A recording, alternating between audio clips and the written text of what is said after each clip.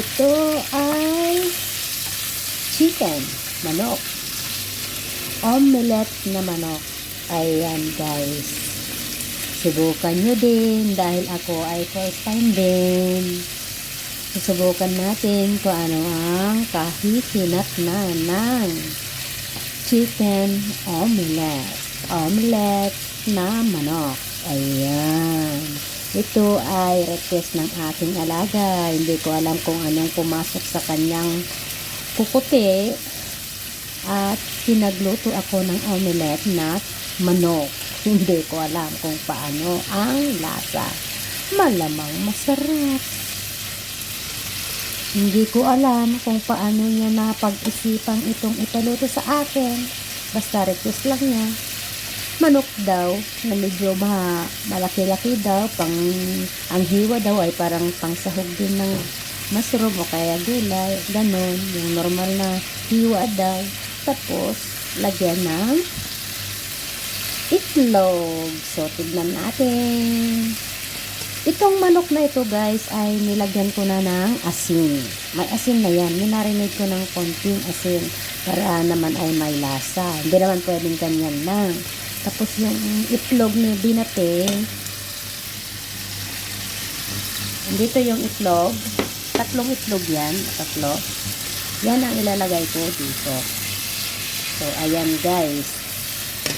Panoorin kung anong kahinat na ng aking niluluto.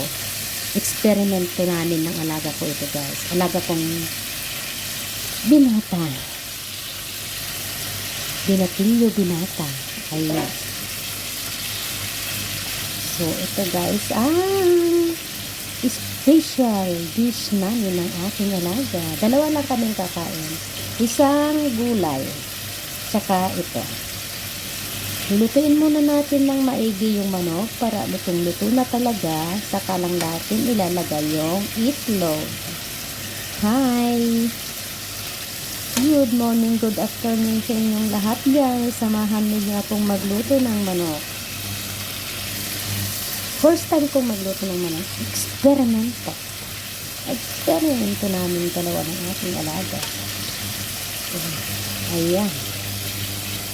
Malamang masarap ito. Tignan nyo. Yung manok guys ay tinanggal ko yung balat. Oo. Ayan guys. Lagay na natin ang itlog. Ayan. So ayan. Yug. Mas maganda huwag nating baliktarin. Para mas maganda ang itsura. Slow down the fire. 4 lang natin para hindi masyadong matutong sa ilalim. Ayan.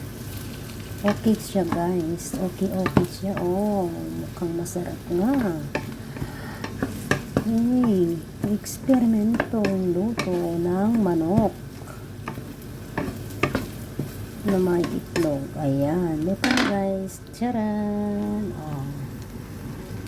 So, yan.